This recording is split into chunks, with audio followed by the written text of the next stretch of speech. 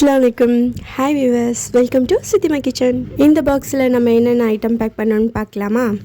Sweet first, மற்றதெல்லாம் next அப்படிங்கிற மாதிரி நம்ம மெனுவில் ஃபஸ்ட் ஐட்டம் தான் கேசரி. நல்லா முந்திரி நெய்லாம் ஊற்றி செம்ம டேஸ்ட்டாக பக்காவாக ரெடி பண்ணிட்டோம். அடுத்து மணக்க பொங்கல் தான் நம்ம மெனுவோட செகண்ட் ஐட்டம். சமைக்கிறது எதுவும் சீக்கிரம் முடிச்சிடுது, பட் இந்த பேக்கிங் ஐட்டம் தான் ரொம்பவே டைம் எடுக்கும். நம்ம டைமிங்கு கொடுக்கணும் அப்படிங்கிறதுனால பொங்கலையும் கேசரியும் நம்ம ஃபஸ்ட்டே பேக் பண்ணி வச்சாச்சு. பொங்கல் ரெடி பண்ணியாச்சு. பொங்கலுக்கு ஏற்ற காம்பினேஷன் முறுமுறுன்னு வடை இல்லாமல் நல்லா இருக்குமா, அதனால் அதையும் ரெடி பண்ணியாச்சு. அப்புறம் ஒவ்வொரு ஐட்டமாக எடுக்கலான்னு பார்த்தா டைம் இல்லாத காரணத்தினால ஃபுல்லாகவே பேக்கிங்கில் இறங்கியாச்சு. இது கூடவே 2 இட்லியும் ஒரு ஊத்தாப்பமும் பேக் பண்ணிட்டோம். இதுக்கு காம்பினேஷனாக மிளகா சட்னி, கெட்டி சட்னி லீக் ஆகாத அளவுக்கு நம்ம பேக் பண்ணியாச்சு பக்காவா.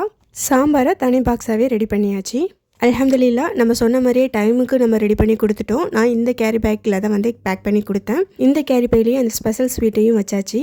கஸ்டமர் ஹாப்பி, நம்மளும் ஹாப்பி. அல்ஹம்துலில்லா. சித்திமா கிச்சனை ஃபாலோ பண்ண மறக்காதீங்க. அஸ்ஸலாமு அலைக்கும். நெக்ஸ்ட் வீடியோவில் பார்க்கலாம்.